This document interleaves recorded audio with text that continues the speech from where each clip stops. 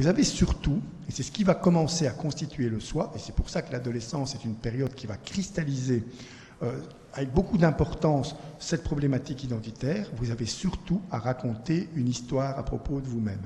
Si vous n'êtes pas en mesure de raconter une histoire à propos de vous-même, le soi n'émerge pas. Le moi, c'est ce que vous êtes. Le soi, c'est l'histoire que vous racontez à votre propre propos. Ce qui explique, par exemple, dans une société qui hypertrophie le soi, que la maladie d'Alzheimer est vécue comme un drame absolu.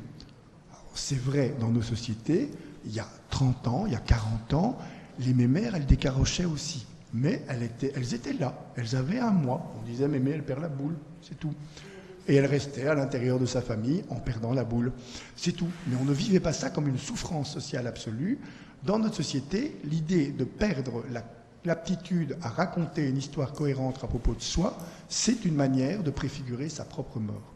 Parce que nos sociétés hypertrophient l'histoire que chacun raconte à propos de lui-même, avec les sentiments, on le verra, et les émotions qui y sont associées.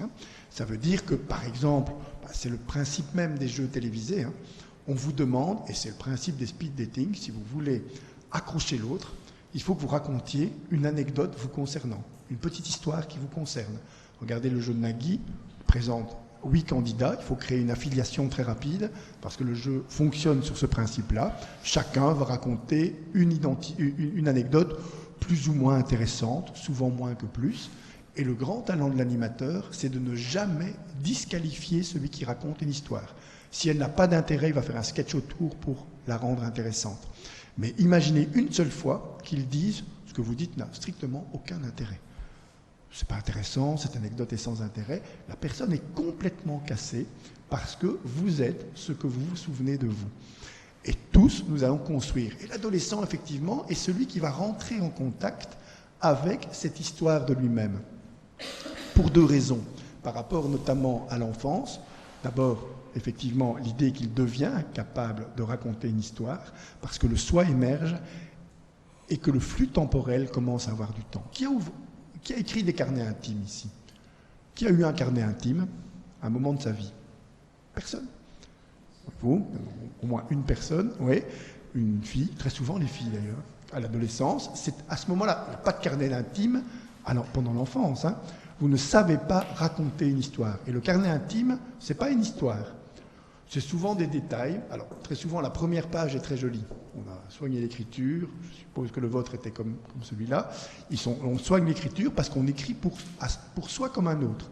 On n'a pas envie d'être lu, mais on pourrait être lu. Et on écrit à soi en train de se constituer.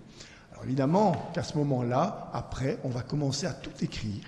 Mais parfois des détails insignifiant, regardez le journal d'Anne Frank, le type même du carnet intime, c'est la toute petite histoire dans la grande. On a quand même beaucoup de mesquineries, petites conflits de voisinage, etc.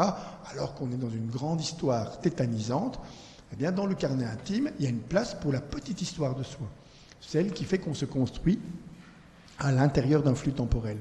Aucun enfant n'est en mesure de tenir un carnet intime, ça ne l'intéresse pas. Actuellement, le carnet intime est devenu un carnet extime. On écrit des blogs.